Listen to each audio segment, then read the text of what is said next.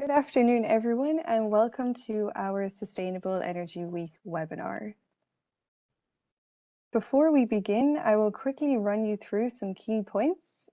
First off, this webinar is being recorded and will be shared publicly afterwards. As participants, you have entered into the webinar muted, so if you would like to ask any questions, you can do this through the questions box. Please indicate the name of the person you are directing your question to and send your question in one thread or comment. Our speakers will answer your questions during our Q&A session at the end. During the webinar, we would also like to get your insights and we will ask you to take part in some polls throughout the discussion. To do this, we will just need to have your phone ready to scan the QR code that will show up in the presentation. A link will appear when you scan the QR code and you just need to click on it. So on that note, I will now hand you over to our moderator for this session, Thomas Jobbet, to get started.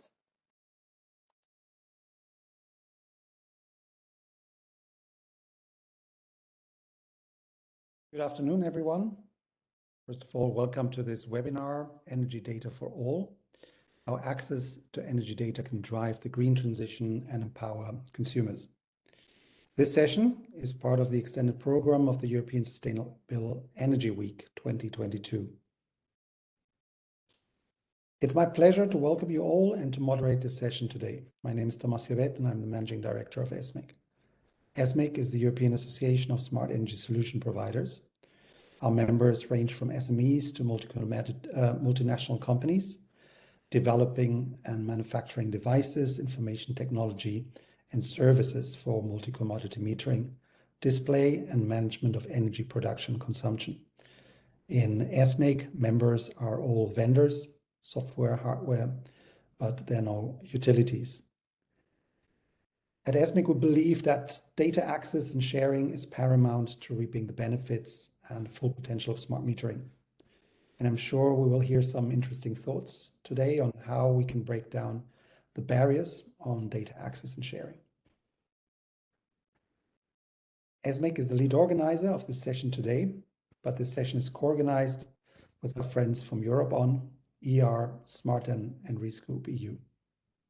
I would like to thank all the colleagues from the partner organizations for the support, and in particular my colleague Lena at Esmig for all the work that has gone into making this session possible.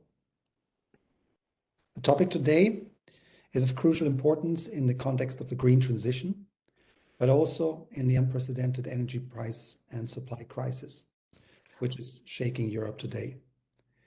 In the four excellent presentations, we will hear a lot about different use cases for data access and sharing, but also hear how digitalization in the energy sector and data in particular can have a strong impact to reduce consumer bills and energy savings and making the use of energy smarter in every way. Next slide, please. I will now welcome and briefly present the speakers. So first of all, it's our pleasure that we have here today George Paunescu, Policy Officer from the Unit B5, which is also responsible for digitalization at the European Commission, and DG Ener. And George will provide an introduction on data for energy. We know, of course, in a couple of weeks, we will see also the action plan the Commission will present on digitalization and energy. And I think this is an excellent timing, therefore, for this event. Our first speaker, after the introduction from George, is Julie Bourfils, Secretary General of EuropeOn.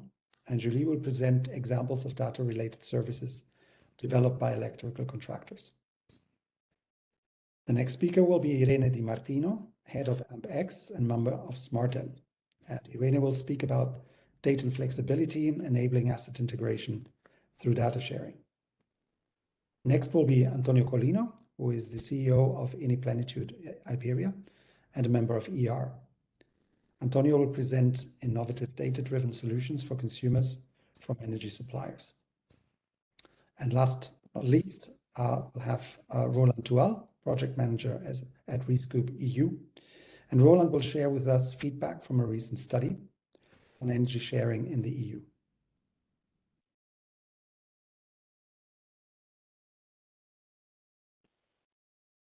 Next slide, please. So first of all, it's then our pleasure to hand over to George Paunescu on his introduction on data for energy. George, the floor is yours. Thank you very much, Thomas, and good afternoon, everyone. You have my name, affiliation. Just wanted to say that I'm currently focusing on topics on research, innovation, and digitalization in energy. And in the next few minutes, I'd like to introduce to you the general policy framework supporting data exchanges in the energy sector. Next slide, please. But let's start with the basics. Why are we discussing about this in the first place? Well, it's clear that data cannot flow without energy, but of course the reverse logic is also valid. Nowadays, we cannot talk about the flow of electrons or molecules in the energy system without the associated streams of data. This is why our green and digital twin transitions in the EU are reinforcing each other. But for that, we need to take positive actions to make sure that they do so at their full potential. And from a policy perspective, we have of course, the urgent need to decarbonize the energy supply and to ensure a smooth energy transition. And we have the European Green Deal, which is our overarching strategy. And we are rolling out measures under the Fit for 55 package that are meant to achieve the energy-related objectives of the Green Deal strategy. These measures aim to ensure that we have green, secure, and affordable energy in Europe. But unfortunately now we are also facing a double urgency to transform Europe's energy system. We know not only have to tackle the climate crisis and to decarbonize, but we also have to put an end on the EU's dependence on Russian fossil fuels and to diversify our energy resources. We have the REPowerEU plan, and what we see these days a rapidly unfolding and comprehensive set of measures that are leading the way. In all this, we have one key ingredient to help, and that's a smart energy system. A digitalized energy system is able to cater for all the three aspects of the so-called energy trilemma: the security, sustainability, and affordability. And for this, we need effective exchanges of data, and this is a prerequisite, a key enabler, and one of the main drivers of the transformation of the energy system. Next slide, please. Well, let's now take a look at the legislative and strategic framework that enable these key actions. And we have here a fusion of two dimensions. On the one hand, we have energy, and the other hand, we have data. So let's start with the energy-specific regulation. And I have mentioned here, for your reference, some of the articles that I think are most relevant for today's topic. And for the energy legislation, which is already in force, I start, of course, by mentioning the Electricity Directive, which lays down provisions on transparent rules for data access, exchange and management, data regarding the metering and consumption data, and data for demand response or customer switching. And there are also provisions on interoperability, provisions on the DSO and TSO task related to these data exchanges, and some duties and powers of the regulatory authorities. We also have the complementary, let's say, electricity regulation, which includes provisions on planning and operational data used by the grid operators. But that's perhaps a bit outside of the scope of today's discussion. And additionally, there are some recent Commission proposals that were adopted by the Commission and published and are now undergoing the co-decision procedure towards their adoption. They are making good progress in this process. I mentioned here two proposed regulations as part of the Fit for 55 package. The proposals are from last year, from 2021. In the Renewables Energy Directive, the so-called RED II, we have some requirements regarding access to EV battery data, so electric vehicles. That's data to enable smart and bidirectional charging and could facilitate the participation of those in the flexibility and balancing services to the grid. And we are also talking about the energy performance of the buildings directive, which defines rules for access to, exchange, and interoperability of data from smart buildings. Next slide, please. Under preparation, there are a number of more, let's say, more technical legal documents, the so-called implementing and delegated acts. There are mentioned in the electricity directive, and we have two implementing acts on interoperability and data transparent procedures for data access and management. And we have a network code on demand-side flexibility, and to complement this, a network on cybersecurity.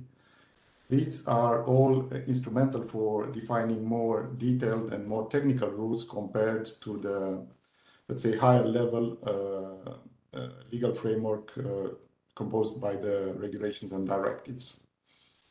Next slide, please. Now, let's take a look at the data specific dimension. And we have here strategies and legislation that are looking at data from a horizontal perspective, meaning that they apply across sectors, and energy, of course, being an important one among them. We have the Data Act, and let me just say that this is actually no longer a Commission proposal. It was adopted. It was proposed in 2022, and it was adopted in May this year. So I need to clarify that. Sorry, I think this is about the Data Governance Act, which was adopted. And this aims to foster the availability of data for use and increase trust in so-called data intermediaries that are strengthening the data sharing mechanism across the EU. And now we have the Data Act, which is under co-decision procedure, and this is very important for defining generic data sharing requirements based on consumers' requests regarding their non-personal data generated by their physical connected objects and the related services. And these acts were already announced a couple of years ago in the European Data Strategy that also announced the establishment of common European data spaces in 9 sectors, including energy. And it was envisaged that such consolidating such energy data space and the other data spaces will reinforce the availability and the possibility to share data cross-sectoral and in a customer-centric way, in a secure way, and in a trustworthy manner. And these are intended to facilitate innovative solutions, business models, and services that support the decarbonization of the energy system. And lastly, I mentioned the staff working document, which is brings additional details comparing to the overall strategy. And on this slide, I wanted to mention, as Thomas already envisaged, the latest document, which is under preparation, and it will be published very soon. It's an action plan on the digitalization of the energy sector. Perhaps many of you heard about this because we have run extensive consultations during the drafting of this document. And the plan covers 5 main areas of action that are depicted here. And they address both facets of the coin. We are not only looking at the opportunities given by the digitalization, but also the challenges, such as the need for cybersecurity and to keep the energy consumption in check, the energy consumption of the ICT solutions. So as you can see, we have a specific action here dedicated to data in our upcoming action plan. And just to make a bit of publicity, please refer to the plan once it's published. to see the full details. And let me conclude here, stop and conclude by saying that now it's high time for action. We see that regulation is in place and will continue to be adopted. Therefore, we have the key enablers, triggers for actions that are being put in place. But now we can ask, how can we speed up the rollout of solutions enabled by these legal provisions? How can we achieve market uptakes rapidly and ensure economies of scale? These are still some of the challenges in front of us, and we need joint action to overcome them. Thank you. Thank you very much, George, for your presentation, and I'm sure we will be also interested later in the Q&A session to get back to some of these points and maybe then also hear also a bit more about the scope of the action plan, understanding that, of course, there's so much you can say before it's been published, and I think it's going to be published in the next couple of weeks, but maybe you can tell us a bit more about that. If you have any question for George, please share it in the chat box. We will collect questions, and then later in the Q&A session, we will then put them forward. Lena, next slide, please. Now we will start with a poll. So before we will hear the other presentations, we will have a poll first. Lena, maybe you can quickly run us through the Slido.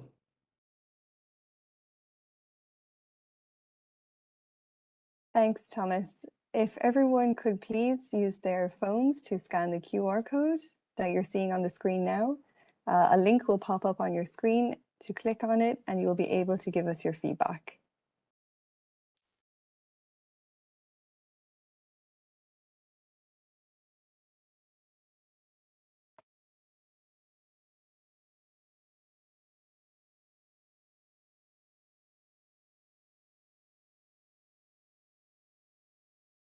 We see that answers are coming in.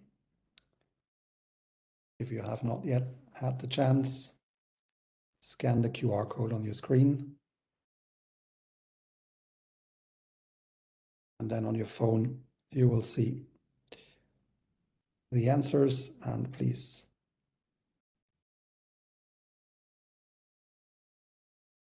let us know what your choice is.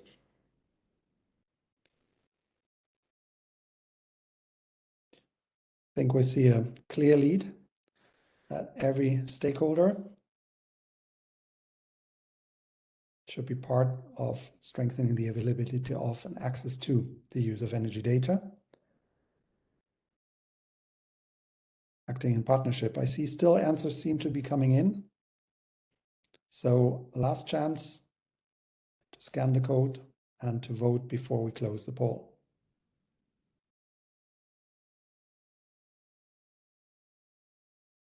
I think here we have a clear winner, as said, all stakeholders acting in partnership, followed by the grid operators and then by the European Commission. Nobody believes that national regulators should be in the lead. We have Europe after all, and very few of you have voted for industry players, OEMs. Thank you very much. Interesting outcome. And since we have today some of the stakeholders here, we've just heard the Commission, but we have now representatives of different organizations.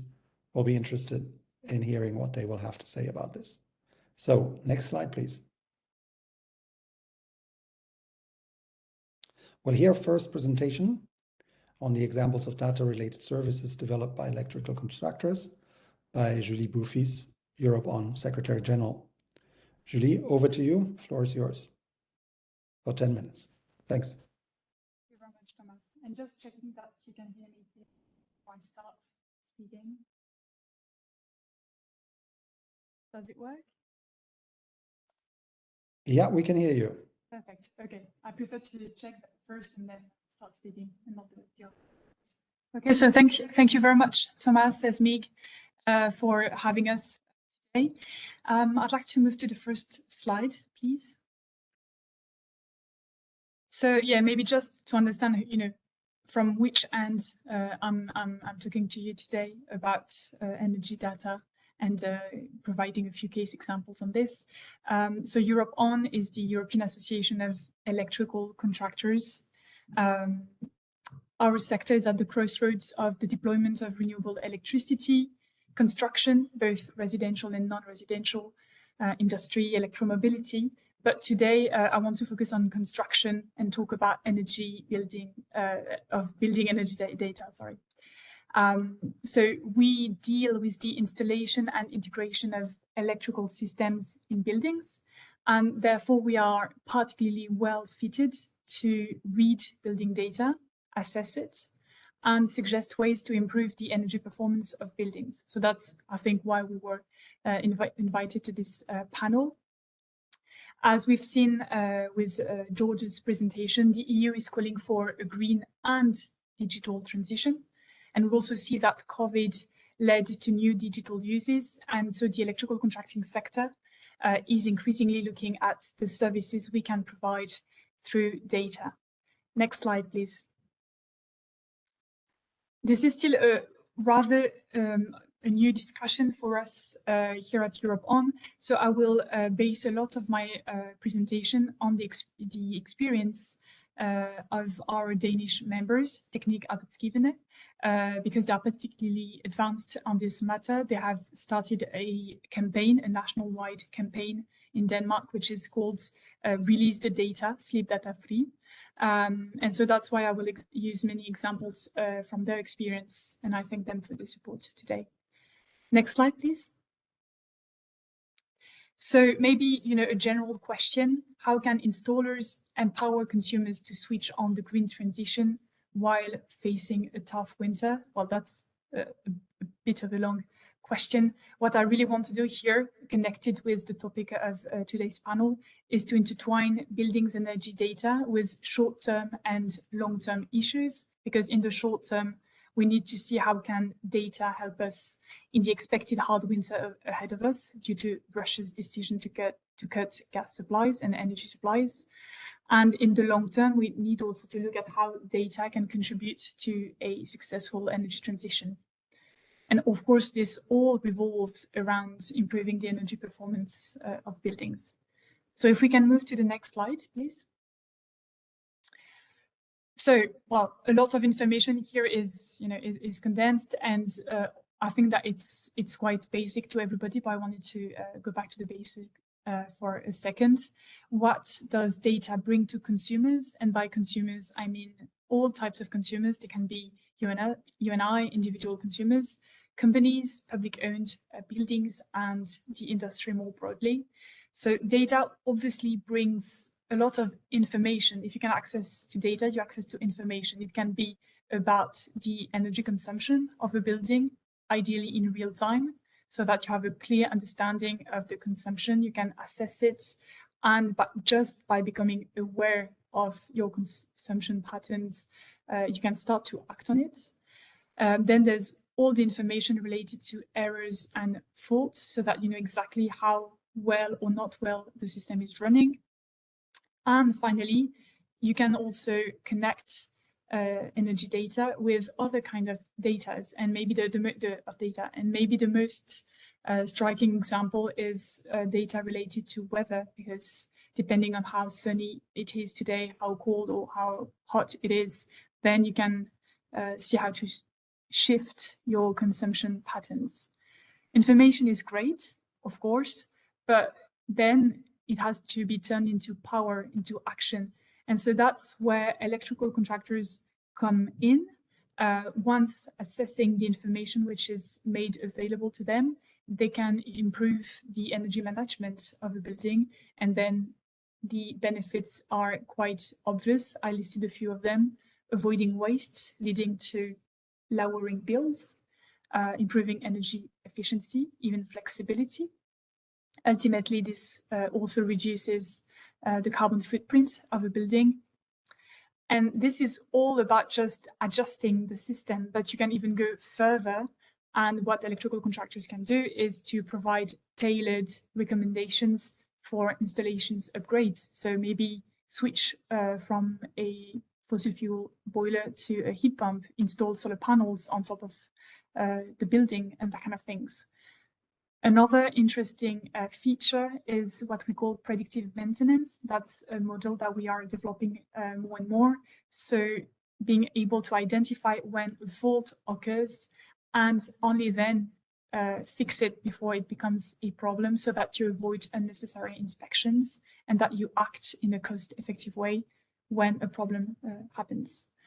And of course, that's just a few ideas, but the more we will be able to access to data, the more we'll be able to dig into this resource, the more we'll be able to innovate and provide new services which go way beyond and can provide more valuable benefits to building owners, tenants, and so on. And finally, of course, digitalization means less paper in all senses of the word and less administrative burden. So that's also something to keep in mind, because the easier, the faster the procedures, the more energy efficient we can become. Next slide, please. Okay, this was just an illustration of predictive maintenance. I think it's it's really interesting to see to have this striking image that everything can be running perfectly well, and then there's an issue and you can solve it directly and not wait forever, because you have trackers, you have a smart meter, you have everything to control what's happening in the building. Next slide, please.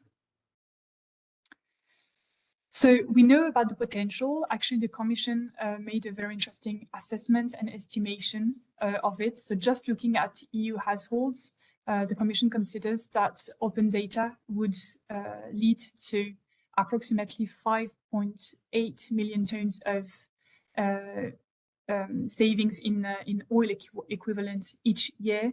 And this would also reduce annual energy bills of households across Europe by 5.1 billion euros annually. So there's a massive potential for energy saving and for bills saving, but it's not yet implemented. Because if we just look at the example of Denmark, that's on my next slide, please. What we see is that even when buildings are equipped with electricity smart meters, in the case of Denmark, approximately 70% of customers do not actively use those smart meters. They don't know how to access it. They don't know how it works. They don't know how to approach a third party so that they can exploit this data and turn it into action. So we're not there yet. There's, however, interesting development. So I would like to go to the next slide, please. And this is something that Mr. Paunescu mentioned just before. We are very interested and very much in favor of the Commission's proposal in the Energy Performance of Buildings Directive, the EPBD, which is currently under negotiation. There's this new Article 14 directly dealing with the issue of direct access to building systems data, making it available to third parties, such as electrical contractors, and making it interoperable with no additional cost. We are very much in favor of this proposal, but it looks great, but negotiations are underway, so we need to make sure that this will happen so that we can unlock all of the services and all of the benefits that I mentioned just before. Next slide, please. So yes, to conclude, I wanted to provide a case study because I've been very much theoretical. So just showing what we can already do. It's been complicated to access data, but it's happening. And so if we go to the next and last slide, sorry. This is a case study about Denmark again. So currently there's a new contract which was signed between the Copenhagen area, so the administrative area of Copenhagen, and electrical contractors, data engineers. Well, that's a whole consortium. And the objective is to cut public buildings emission by 70% in the next 4 years. So by 2025, it's a very ambitious plan. It covers 750 buildings and over 2 million square meters. And obviously, cutting by 70% is very ambitious. And just what I wanted to say, because I think that Thomas wants me to conclude, is that the starting point of this very ambitious project was to ensure that there were smart meters and that there was data accessible to assess the situation and provide energy efficient measures. So this is how they started. This is thanks to a good access to energy data. And now they have already completely refurbished the energy system of the largest Danish hospital. So that's the first aspect of the project. And I invite you to follow it further. But I will conclude here. Thank you very much. And looking forward to the rest of the presentations and discussions. Thank you very much, Julie. Also good to remind us of the figures and the impact assessment of the Commission 2 years ago, which I think resonate even stronger today in the middle of this crisis. And also interesting, you mentioned also the use of the smart meter, and I think this is something we will hear also in the next presentations. Then I would like to hand over to Irene, who is going to present on data and flexibility from DARES, enabling asset integration through data sharing. I will invite Irene, but also all the subsequent speakers. That was not easy for you, Julie, to do, of course, to also happily comment on the presentations made by the colleagues, the co-panelists here. So over to you, Irene, for 10 minutes. Thank you. Well, thanks very much, Thomas, and thank you for having me here today. So if we can start with the first slide. And just say that I'm here to speak about demand-side flexibility and the role of digitalization with a focus on what UpTake, which I lead, has been doing with this digital energy platform that we have developed, specifically to unlock flexibility at a large scale, looking at managing assets in front of the meter, but also behind the meter. And I think the focus of my slides today is going to actually be behind the meter. It's going to link to some of what Julia has already said. And I start by just providing some context, which I think is very meaningful, and it highlights the focus that now has been given increasingly more to demand-side flexibility from behind the meter. Consumer participation is definitely something key in order to have this participation from distributed energy resources. We know that there is electrification of heat and transport that clearly is going to put more challenges at the edge of the grid, and this is what UpTake has been trying to do, address those challenges with a whole system approach and try to look at what stakeholders actually need in order to allow that level of decarbonization that we have with net zero, very ambitious targets. The UK government actually estimates a mind-blowing figure of 8 billion per annum of savings just by 2030 if we allow consumers to play a role actively in providing flexibility from their homes or anyway from behind the meter premises. And if we also look just at the EU, SmartEn provides a meaningful other stats stating that we have 200 gigawatts of domestic DEAs installed and offering about 20 gigawatts today of monetizable flexibility, of which we only actually exploit 1.5. So we really see that there is still a massive gap to cover, and that cannot happen unless there is the appropriate technology in place to help drive behavior of those that are involved in that provision of flex from DERs. If we can go to the next slide, please.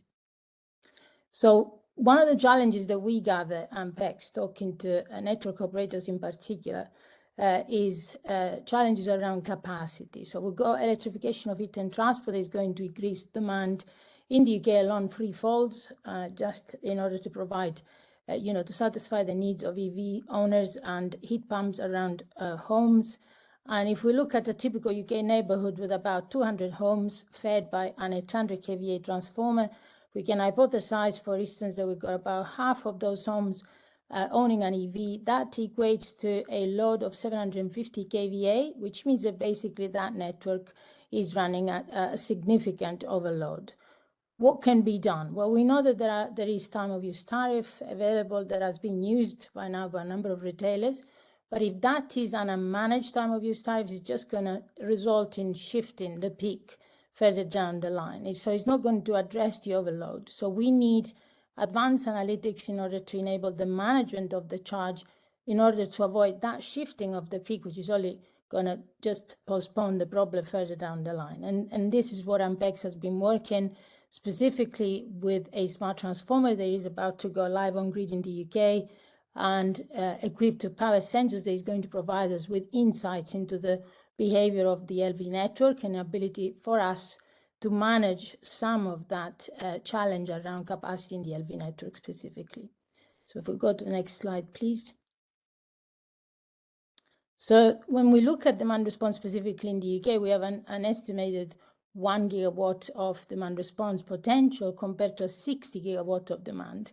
And going back to what the colleague before preceding me was stating about the usefulness of smart meters, but at the same time, the fact that they are not really the solution to the problem. We've got about 150 million smart meters in the EU, so we've got a level of penetration which is about 50%. They are a great asset because they provide data, so they give us a means to have visibility, but they don't drive behavior.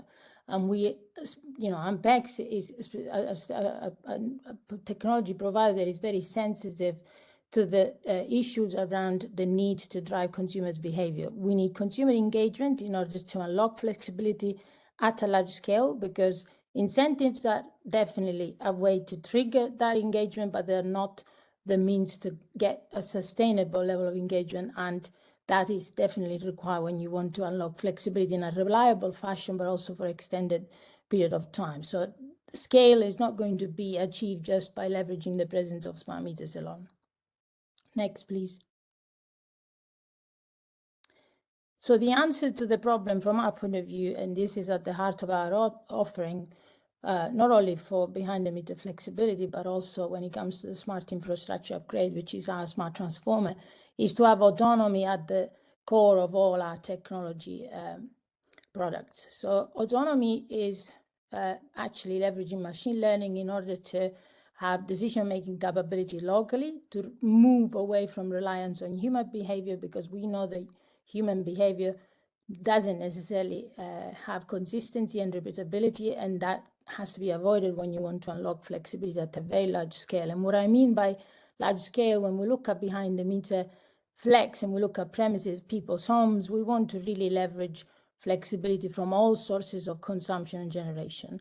And in order to do that, we have developed a decentralized control architecture, whereby we've got the ability to essentially drive not only consumer behavior with minimal engagement, but have a level of visibility and optimal scheduling of each of the devices that actually we then want to have participation and flexibility and harness flexibility from. So we have developed what we call a digital energy assistant, which we have named ALICE. ALICE is an acronym and stands for Agent for Lifestyle-Based Intelligent Control of Energy. And what we're able to demonstrate with ALICE is that, yes, we do engage with the user, but we do it in a way that doesn't burden the user. And we move away from demand response, which is behaviorally prompted, because that, as I said, is not the answer to long-term behavior and scalability. And we enable in that fashion not only to optimize savings for consumers, which are key, as we see also the challenges of retailers in today's markets, not only in Europe, but all over the world, but we also allow the consumers to have benefits from participating in the demand response. And in the future, we see that as the very basic basis in order to unlock local virtual marketplaces for a fully transactive grid.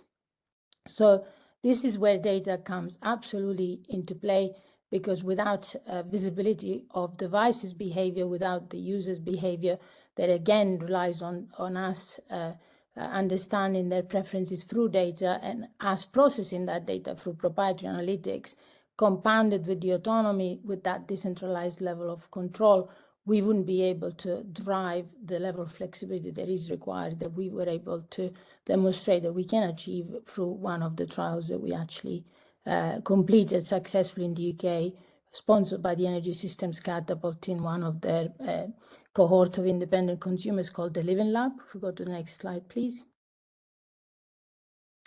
So we basically have developed an energy management system which is very all-encompassing. You see here depicted a number of devices that we integrate, not only EVs and batteries, but we also go into appliances, because we believe in the need for a single single interface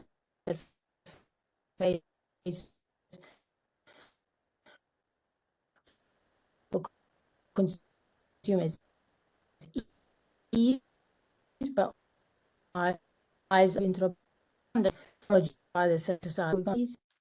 I can't hear you, Thomas. I think we cannot hear you very well, but I think now it's better. Okay. On to the next slide, please. So Alice, which is the digital energy assistant, basically relies on advanced analytics to gather a number of many data. You can see on the left-hand side, user preferences and a whole lot of data that basically come from the different devices that we integrate, but also analytics that are proprietary to Unpack, such as price forecasting, as well as weather forecast coupled with price signals and carbon intensity. And all of that through our analytics becomes optimal scaling of all those nodes in order to unlock flexibility. And you can see on the right-hand side the level of complexity that we then output in order to come to the right outcome and be able to participate eventually into demand response events.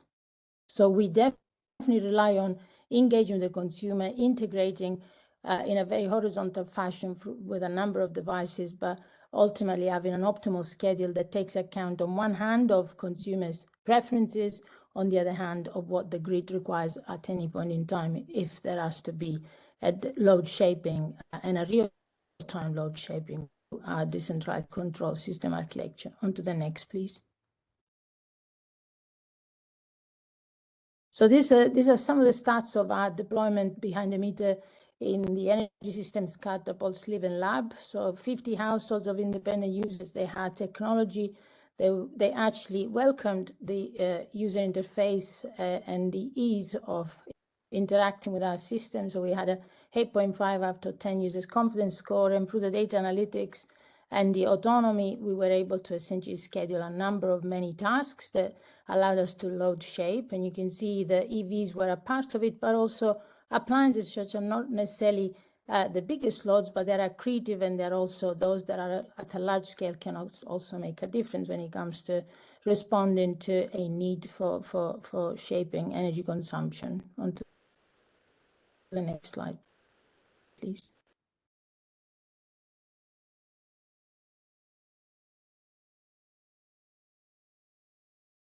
Irene, we cannot hear you well right now. I do apologize because I've had the internet perfectly working up until this second. No, it's fine. Can you hear me right now? It was just a couple of seconds. Thanks. Okay. The savings that we were able to demonstrate through the use of our technology. So we had dynamic tariffs, and the fact that we had optimal scheduling, which was not determined by behavioral input, but by the digital energy assistant through the data analytics and our own autonomous architecture. You can see that people that had consumers that didn't have EV were able to save about 26% on their bills, whilst those who had EVs were able to save almost a third of their bills. And you can also see at the bottom bar charts that look at an almost doubling of savings when it comes to optimal scaling of appliances through the digital energy assistant of Unpack. So clearly there is here a demonstration that advanced analytics through the appropriate technology and the right level of consumer engagement unlocks not only flexibility, but obviously benefits for the consumers themselves, which are then inclined to take part into dynamic load shaping and demand side management constructs. On to the next slide, please.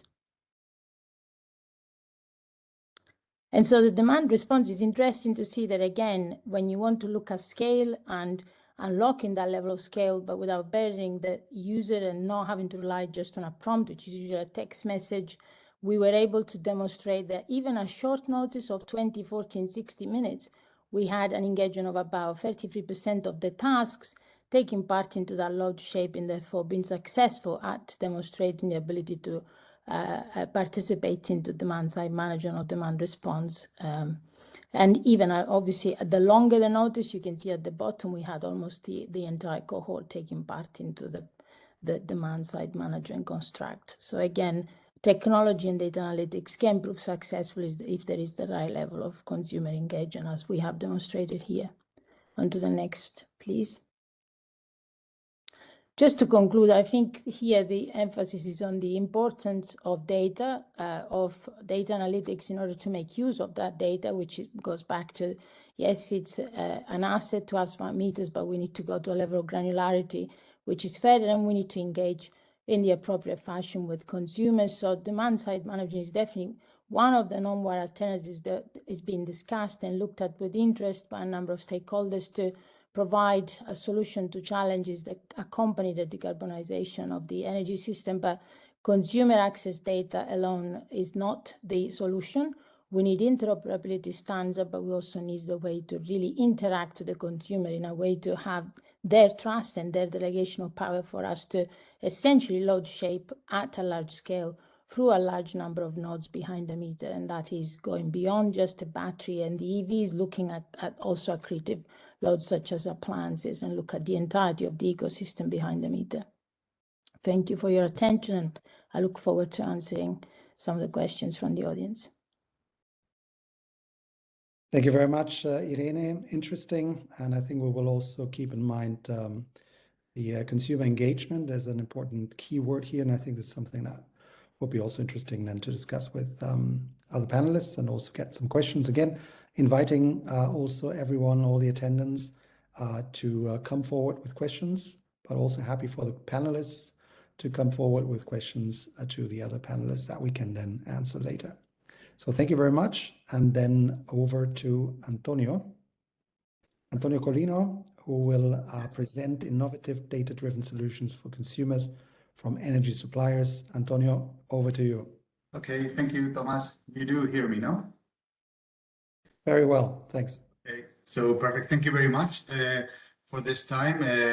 First, a little background on who is the European Energy Retailers Association. So we are a network of different country located associations of retailers. So we do represent hundreds of retailers throughout Europe, in Spain, Italy, France, Germany, Greece.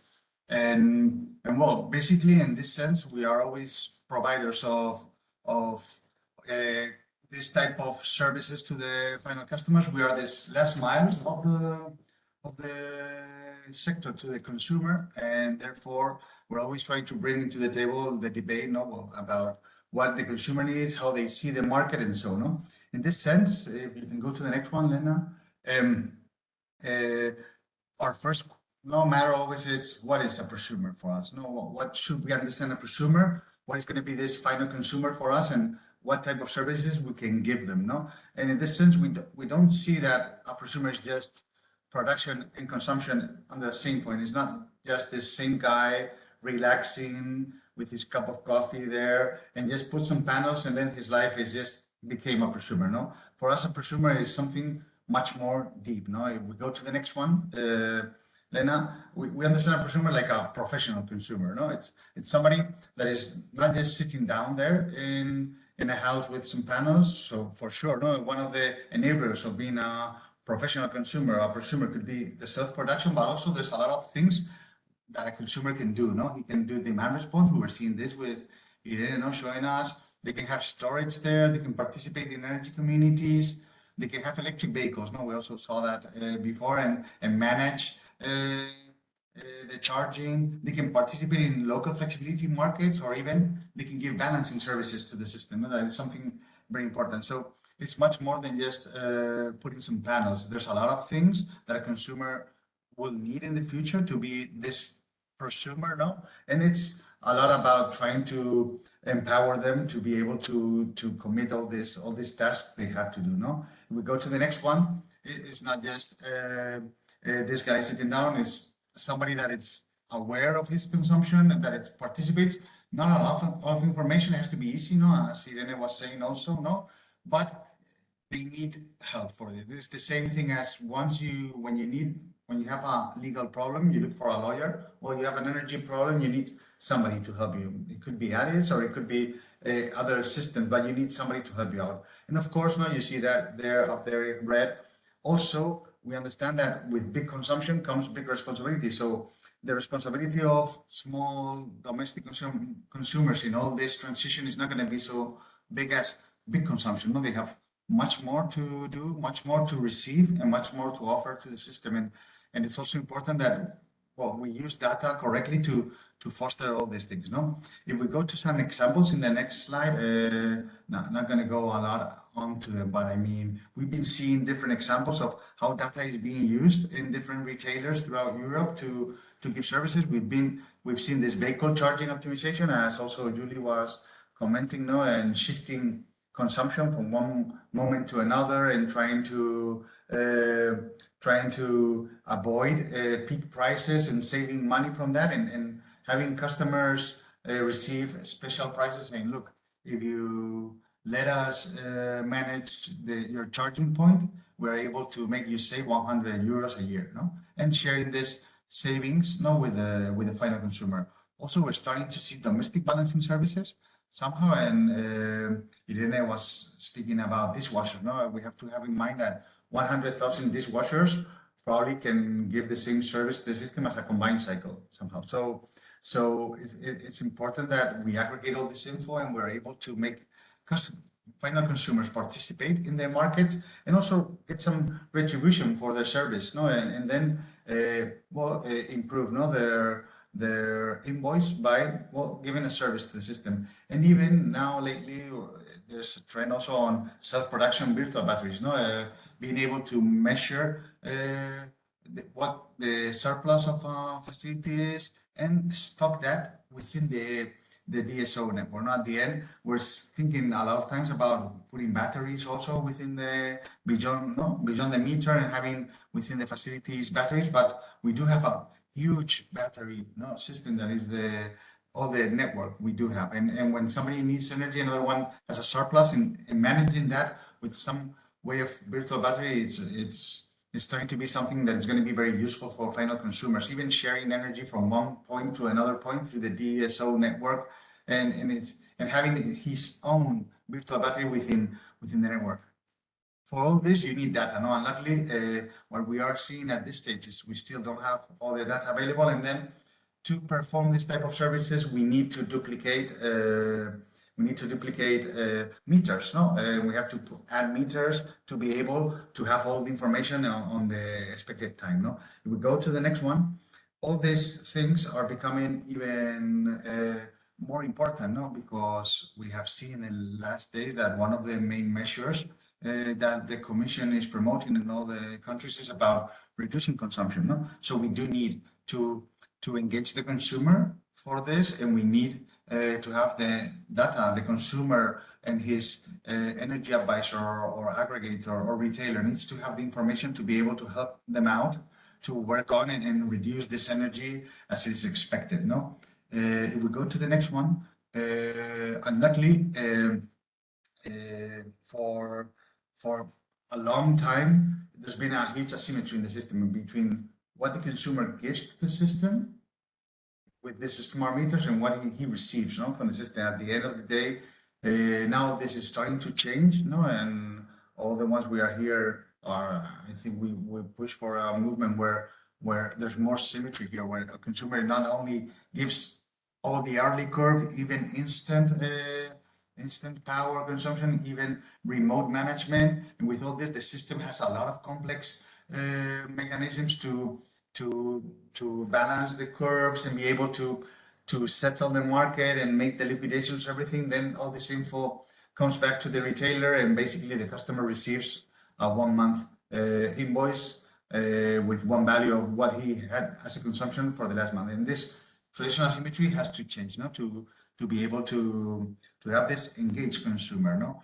Luckily, we're seeing a lot of advancement in this area, and data is going to be very important. We go to the next one, and because what we've been seeing in the European context lately, it's, well, there's been a lot of work on this interoperability. We had, George also at the beginning explained us a little bit about all the movement there is. There's been this smart grid task force that has been working on interoperability and implementation acts to share data, how this is going to be in creating different roles.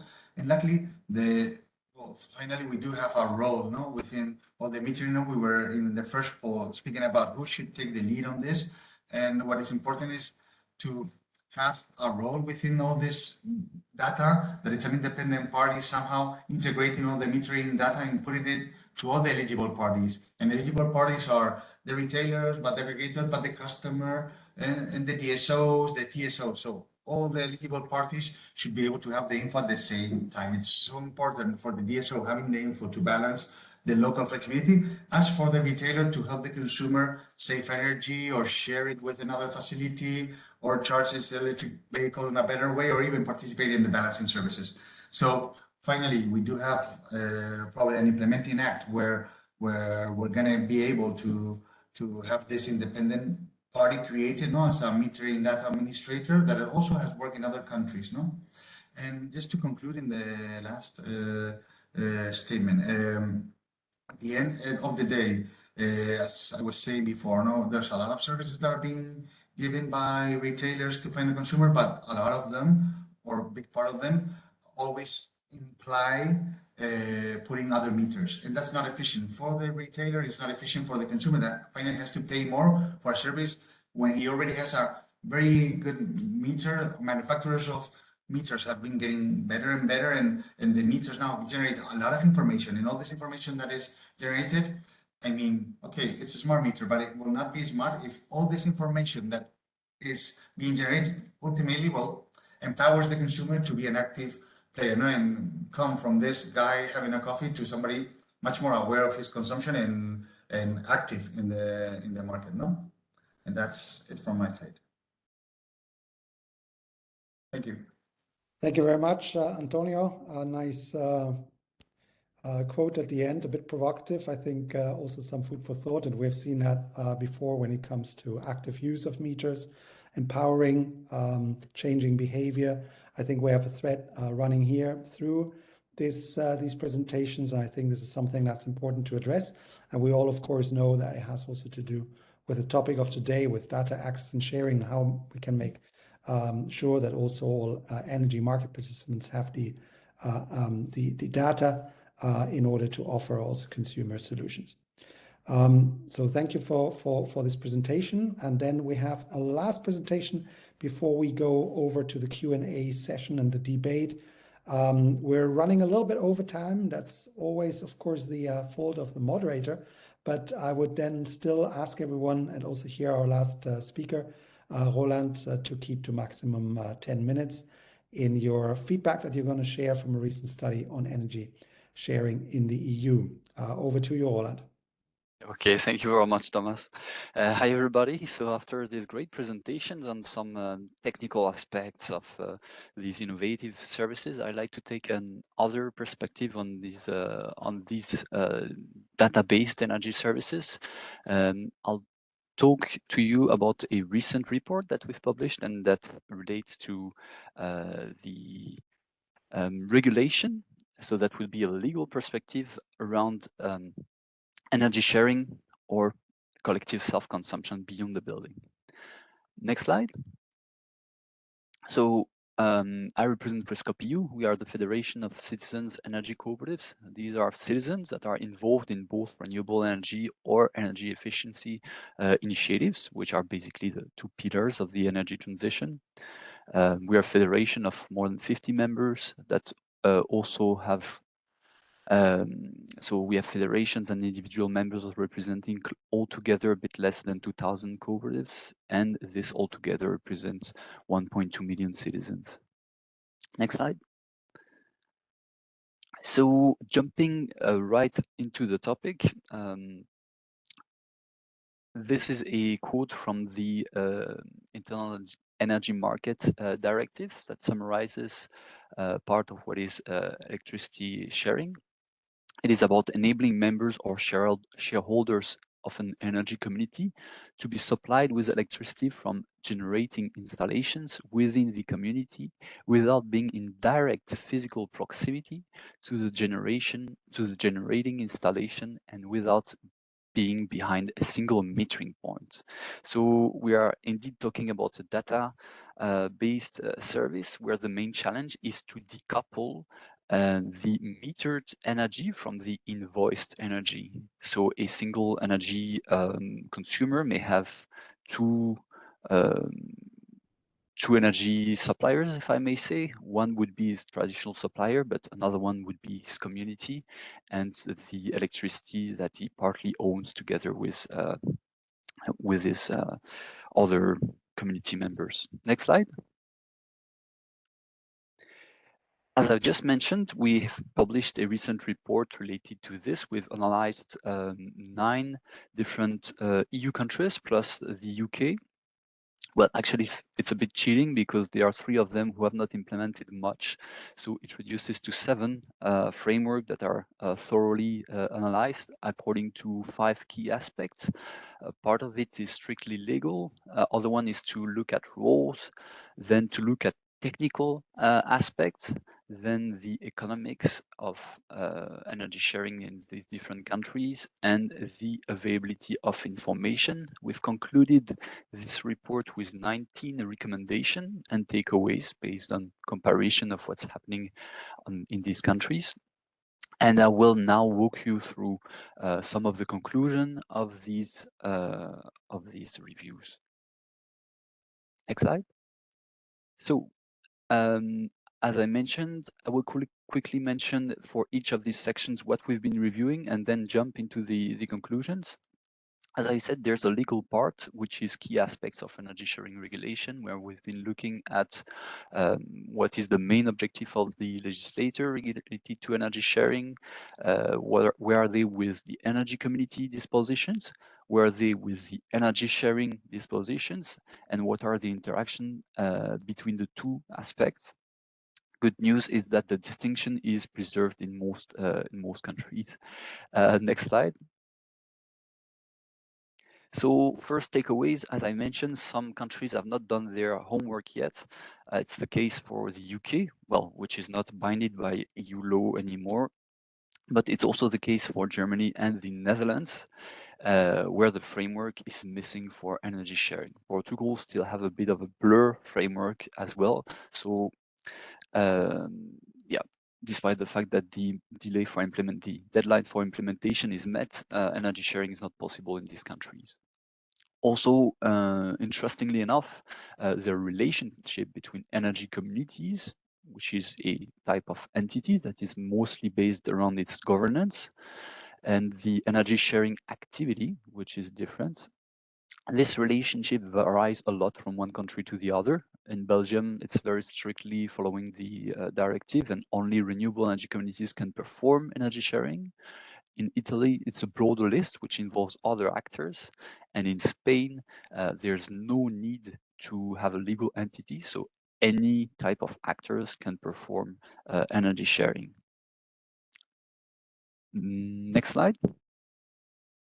Allocation of role. I will spend a bit more time on this one because this is the one that touches mostly upon the role of data and how this data is processed.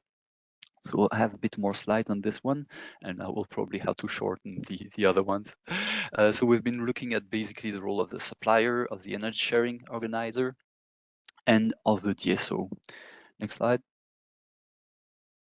So yeah, key point, the capability of the DSOs to process data.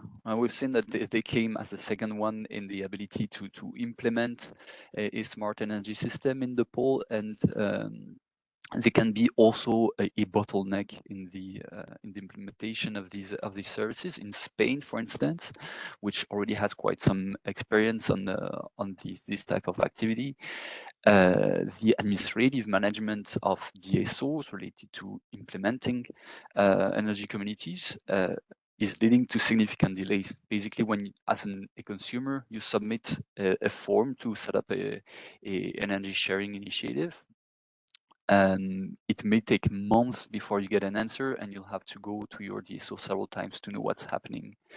Other type of bottlenecks or just of barrier. In Austria, you cannot set up an energy sharing initiative beyond the border of a DSO's concession area because there's no way to exchange information between from one DSO to the other.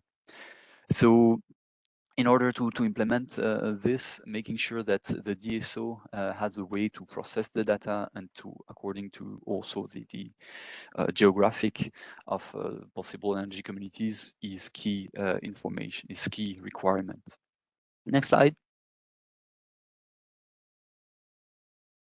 Okay, as I said, also we've been looking at the energy supplier and how also the free choice for an energy supplier is being preserved.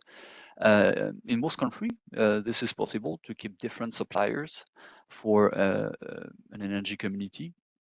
But this may also find difficulties in the actual implementation. For instance, in Spain again, energy sharing initiatives usually choose to switch to only one energy supplier just to make sure the energy community is easily validated and can perform as soon as possible. Otherwise, they have to wait for the validation of all the energy suppliers for the energy community, not the energy community, the energy sharing initiative to be validated and to be able to proceed.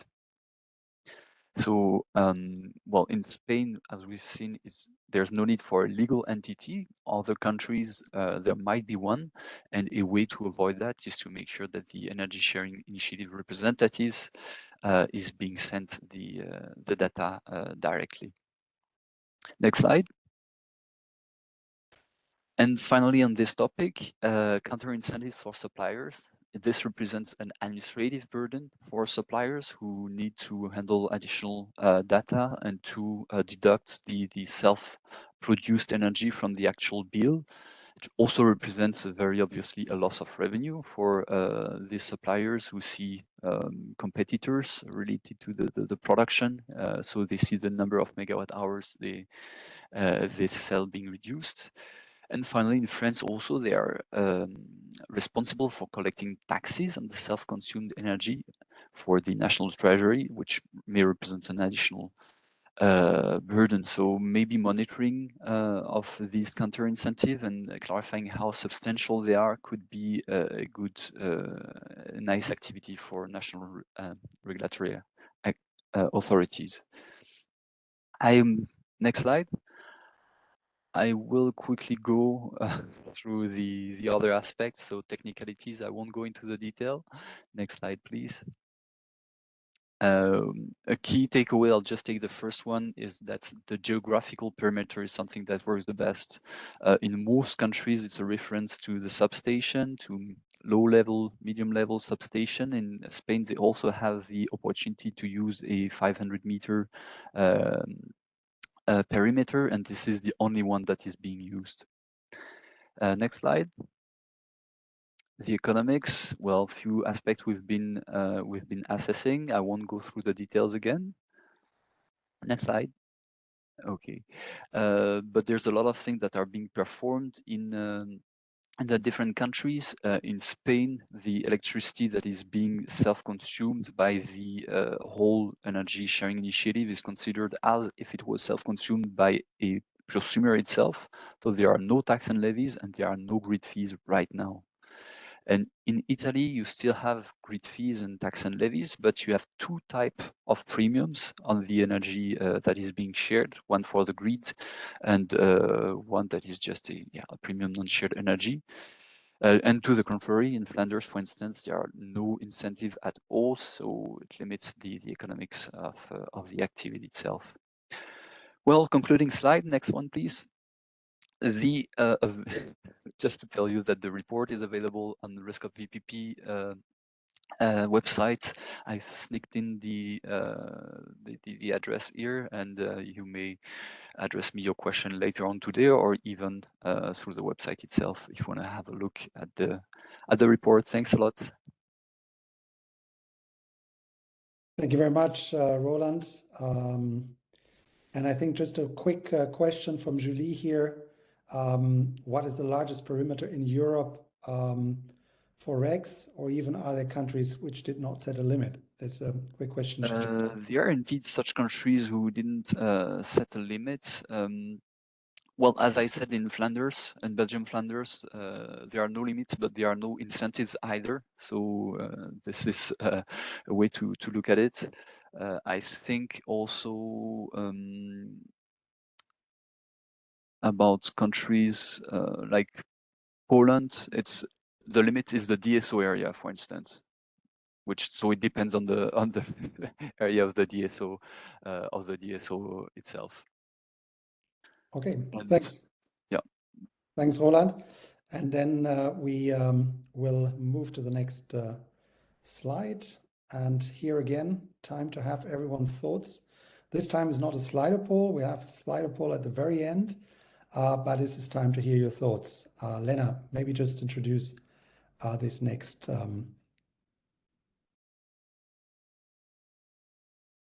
question on how we should Hi, Thomas. proceed.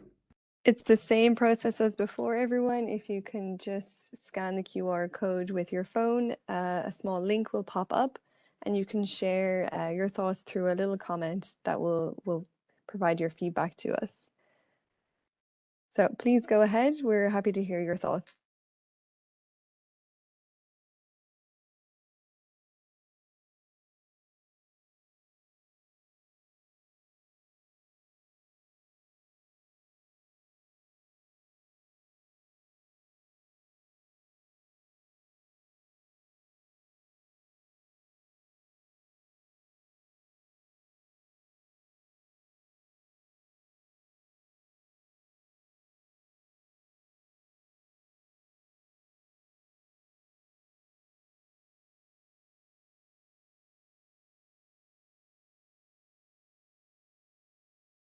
So this time it's not a vote, but be creative.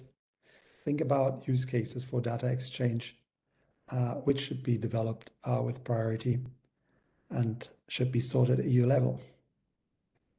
Already a couple of things are appearing here on the screen. So maybe some of you will have thought or are thinking of some of the points that you can read here on your screen.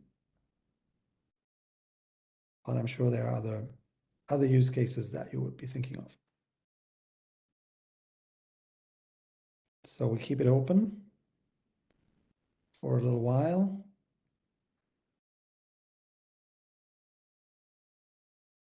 Ten more seconds.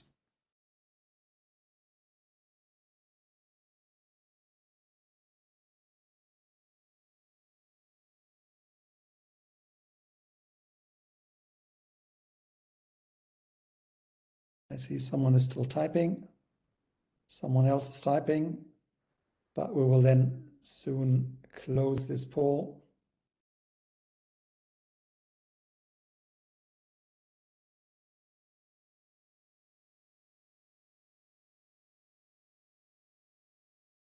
Three participants typing, so I'm waiting for a couple more seconds and then we will close the poll. All right, I think we can see a number of things coming up here. EV charging, smart EV charging is here. Use of heat pumps, smoothing peak load and energy demand, energy efficiency, home energy management. So that's interesting, and I think this is also interesting now for the debate which we will have. All right, then over to the next slide. We, of course, are going to keep these. We have now a short Q&A session, and we have some questions that have come in. We have also some other questions that we collected, and I will also have some questions of my own. So I'm going to start with, first of all, a question for George, who had set the scene. George, you have introduced on your last slide, the upcoming action plan on the digitalization of energy. I understand it's going to be published in the next couple of weeks. Maybe you can give us also some information on the timeline. I understand that, of course, until it's published, it's difficult to present the actions envisaged in more detail, but it would still be interesting to maybe give us a bit of a general approach towards addressing and facilitating data exchange in the energy sector. Maybe also picking up some of these use cases that we just have seen. Maybe there are also some thoughts that will come to your mind, what the Commission is planning here when we look at data exchange. I think it's also interesting to see indeed that we have not only exchange within the energy sector, but we see it also particularly with buildings, mobility. So that would be interesting maybe to have some thoughts from you. Over to you, George. Yes, thank you, Thomas, for the question. Indeed, the action plan will be published very, very soon. I'm not sure what's the latest decision on the date, but we are expecting it before the end of September. This includes actually a package of 2 documents. There's a communication, which are the high-level messages, but also a more detailed staff working document. And in terms of what you asked me, the first question, I think it would be an interesting reading. You have there more technical details, including the general principles of the approach with regard to how we intend to strengthen the data exchanges in the energy sector, the main actions. Before the publication, as you said, not much I can say before, but I can actually tell you what were some of the main and interesting results of the thorough consultations we had with the stakeholders. And up on the top of the agenda was the need to ensure a wide EU coordination in views and to include a variety of stakeholders to reach those views. There was used the word of orchestration of the actors, and that links with the use cases, but I'll come back to that.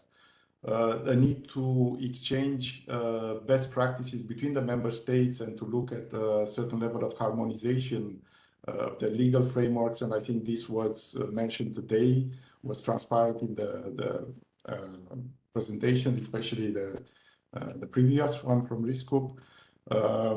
Clarifications of roles and responsibility of the actors, especially the new actors in the energy value chains. The need to ensure interoperability was high on the agenda, but not only the technical interoperability like data models, semantic interoperability, but also certain organizational harmonization in terms of processes and actors involved. And I think this is already happening with regard to data from smart meters and will continue with data for demand response.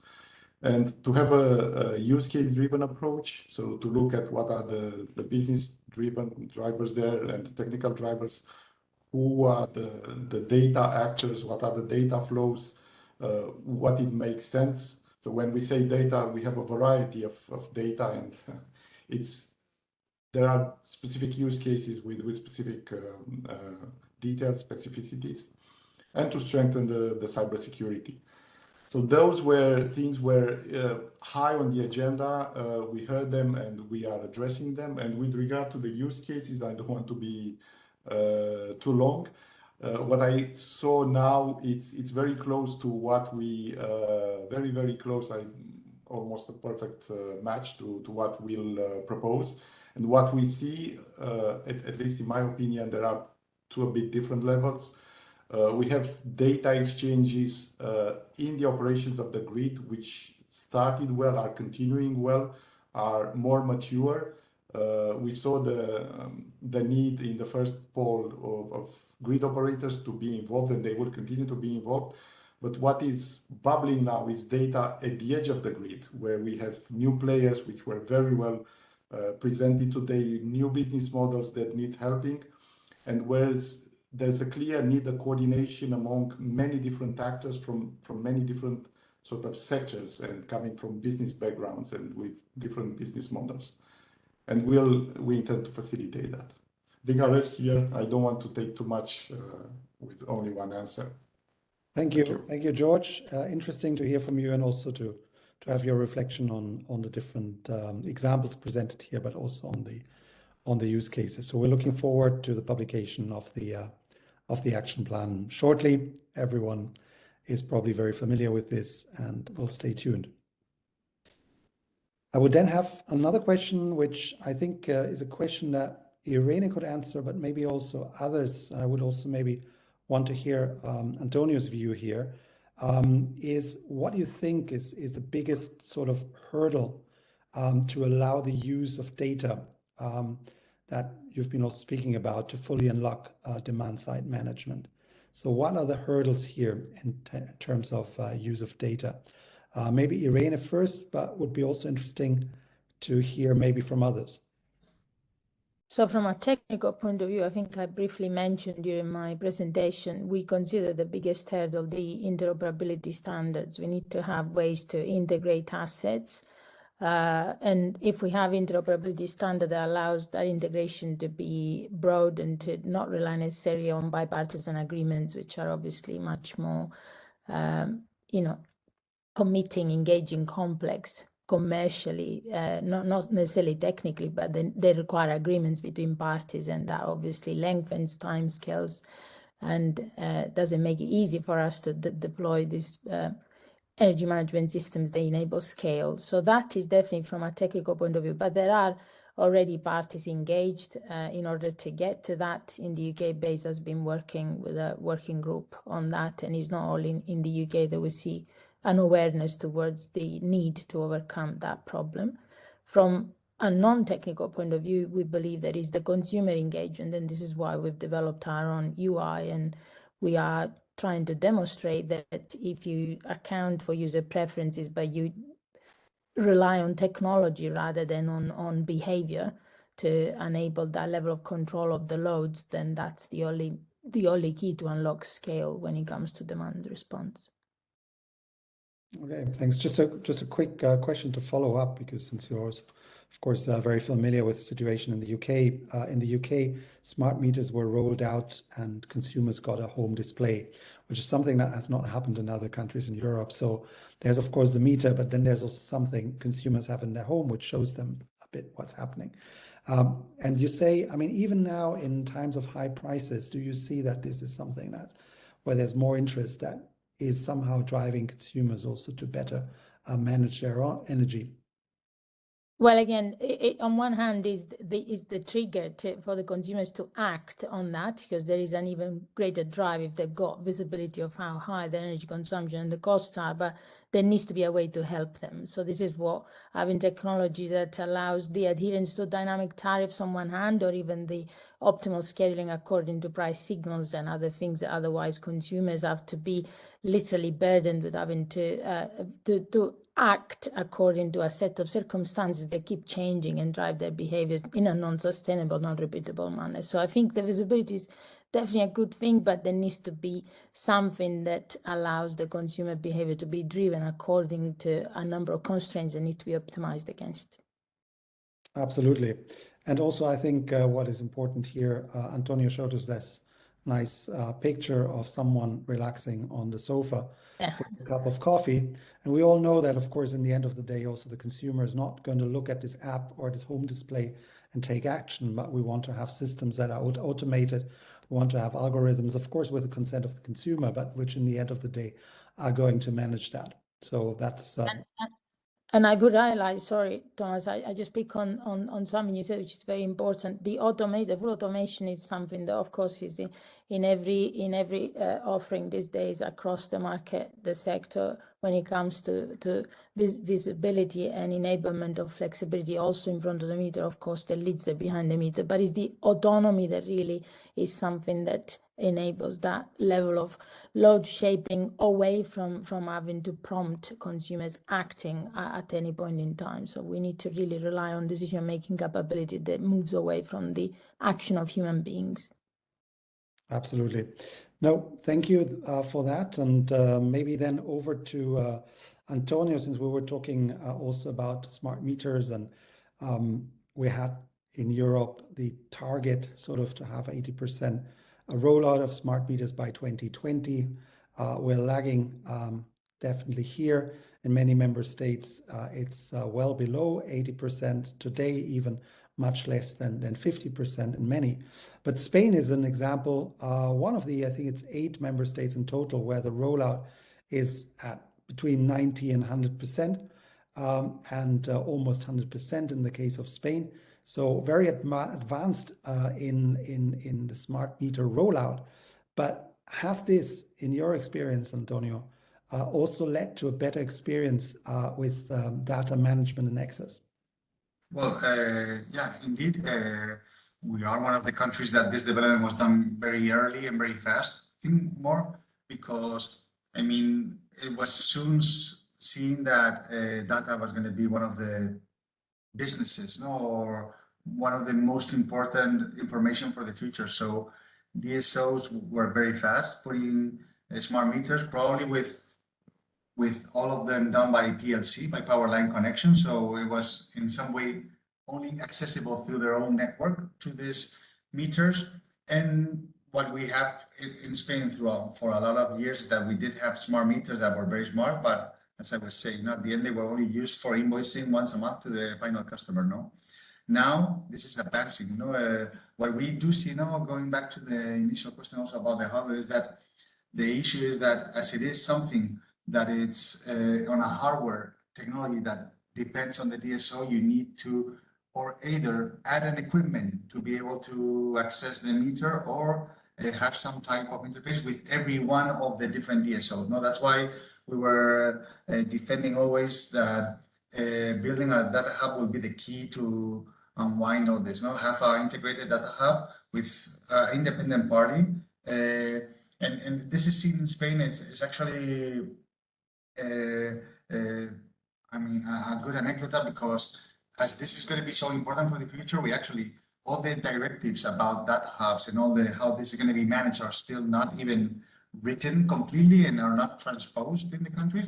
But in Spain, already we have two different stakeholders of the system developing a data hub without the law in place, just to be the first one to have it, just in case when the law comes, they can say, we do have it. We have the DSOs building one, the TSOs building another one, no? So everybody wants to be the owner of that data hub, and that implies that who is the owner of that data hub, it's going to be important for the future, because even though the rules can be very clear, and so there's always some issues if it's not a fully independent party sharing this data with everybody at the same time, no? And for example, no, we do have now in Spain this data hub of the DSOs. A consumer can see more info in a data hub of DSO that what the retailer receives from the DSO, no? And so then they call the retailer, and the retailer doesn't have the info, says, look, if you can share it with me because I don't have that info, no? So it's in some ways still work in progress to see, and how this develops is going to be key for the future. That's why it's so important to define correctly the regulation. And it's why we see in Spain that even though the regulation is not there, there's a lot, two stakeholders of the system spending money from their own pocket just to build something and be the first one. Okay, absolutely. We can see that even if we have a directive where we say the consumer should have real-time access of consumption data, we see that you as a retailer do not get this access to the data, and therefore cannot customize, let's say, or tailor some offers also for your clients, which are the consumers. I think that would lead me to a last question here for Julie. Also, in terms of you mentioned also buildings and how buildings are important, of course, also for you here, and you mentioned also the Article 14 of EPBD. What is the state of play there? Can building owners access the building data? What is the situation there in Europe? Is it different from different member states? Maybe you can give us some briefly some insight here. Yeah, I think I quite align with what Antonio said. I mean, even as a building owner, and as allegedly the owner of your own data, you don't necessarily know how to access it. I don't have figures about all across Europe, but as I said, I worked a lot on this with my Danish colleagues, and so I asked them, you know, how it's going there, and what they told us is that, you know, there's a lack of clarity altogether. So building owners, it's not that they can't access data, that it's not theirs or whatever. The issue is that there are always a lot of obstacles, a lot of red tape to access it. It's not straightforward, and as we said, we need incentives everywhere to make sure that consumers, are interested in developing flexibility, in improving their energy consumption. So that's the issue. You can technically access data, but it will be a very long process, and so lots of people are discouraged in the meantime. Thank you, Julie. Looking at the time, we have some more questions, or I would have more questions to ask, but looking at the time, it's 4:30 p.m. So we will need to close this session to also close on time. I would just maybe invite every one of you. First of all, I would thank all our speakers for being here today. I would like to invite every one of you maybe just to provide us with a sort of 30-second last statement you want to make before we close. So Roland first.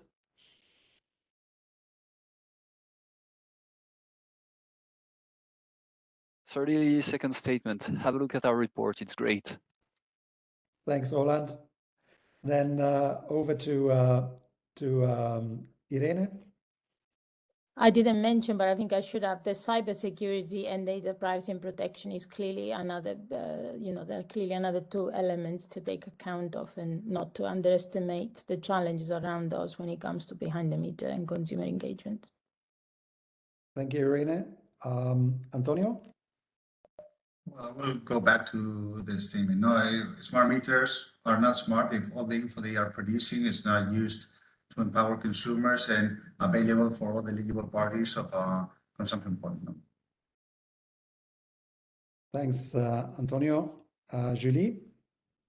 Very simply, the new Article 14 in EPBD is great. Let's try to keep it as close as it stands in the Commission's proposal for data exchange. Thank you, Julie. And then George, you started with the introduction, and happy for you to close with maybe a last statement you want to make as a conclusion. Thank you. For me, key would be coordinated action and joint efforts at the European level. So we have the regulation, we can use that as a springboard, but not everything can be regulated, especially in such a dynamic area that involves data and ICT. Therefore, it's important, and I think this was said by the speakers, not necessarily by me, it's important to coordinate view and establish de facto standards where there are none, or there are too many, and we need to decide together a way forward to ensure interoperability and to build cybersecurity. That would be for me. Thank you, George. And herewith, I would then thank you all again and close this session today. It was very interesting. And I think for me, maybe the last thing I want to say is to take up what was the outcome of the first poll we had, where we could see that all stakeholders have a role to play here. But I think the Commission came out second, and we're also relying on your guidance and also on pushing sometimes member states in starting with implementing the legislation that is actually there. We have seen that with demand-side flexibility. We can see that with real-time data access. There are few countries who have actually implemented something that's in European legislation since 2019.